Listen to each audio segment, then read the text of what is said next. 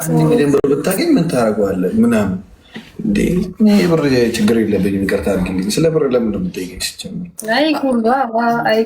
አንስቼ ለፖሊስ እሰጠዋለሁ እንደ ያልከው እኔ እንደዛ ነው የማደርገው ከይቅርታ ጋር። ግን አንቺ ግን እንደዚህ ዲፕ የሆነ ፐርሰናል ጥያቄ ለምን እንደምትጠይቀኝ እኔ ማለት እንደምትፈልግ ነገር አለ ግልጽ አድርገሽ ተናገር።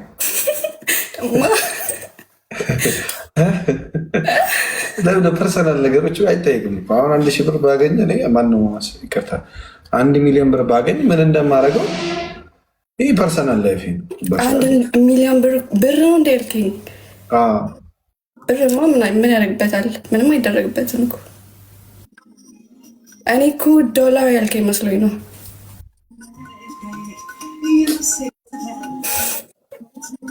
እንዴት ነሽ? ደህና ነሽ?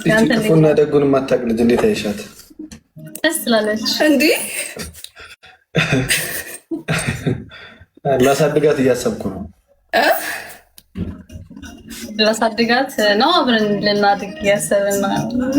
አይ እኔ እዚህ ጋር የምታውቁ ቀለም አይደለም የእኔ እናት።